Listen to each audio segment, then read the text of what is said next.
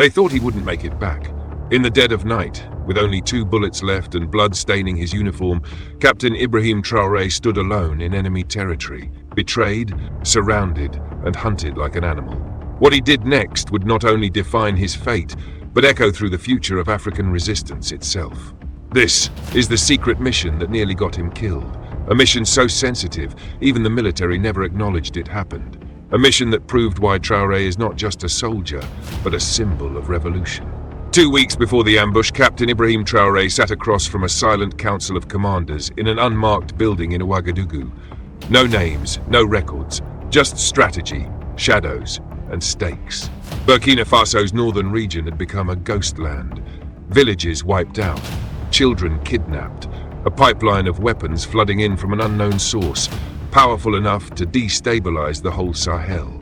If we don't act now, one commander said, they'll overrun this country in a matter of months. But this mission wasn't just about a battle. It was about a message to France, to ECOWAS, to the puppet regimes of the West. Traoré stood up and said just 5 words, "I'll lead it myself." No guards, no fanfare. Just him, a 5-man team, and a silent order.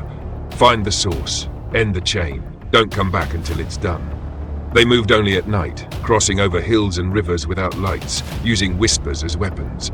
The target was a village on the Niger border, not on any map, but known in whispers to house foreign mercenaries and a rogue general supplying arms to extremists.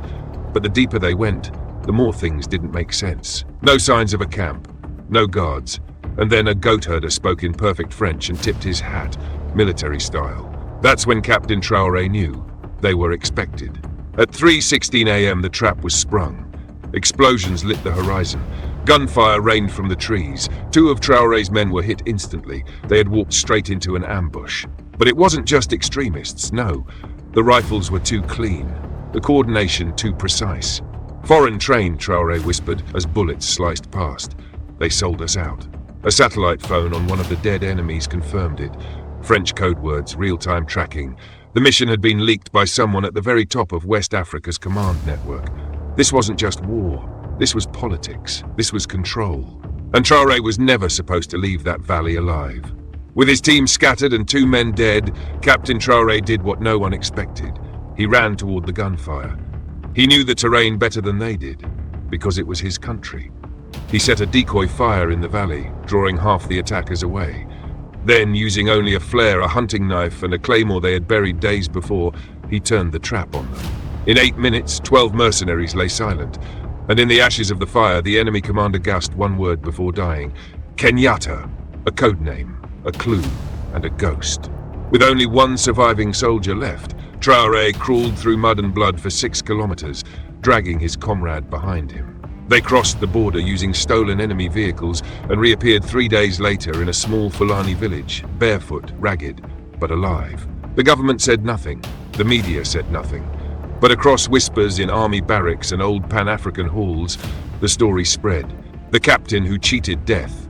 The soldier who defied empires. The leader who faced betrayal and walked through it with a mission intact. In a quiet moment after returning, Traoré was asked by a young journalist, "Why risk your life like that?" He simply said, "Because I've seen what Africa could become if no one risks anything." They tried to kill him in the dark. But Ibrahim Traoré became the fire they feared would rise. And this was only the beginning.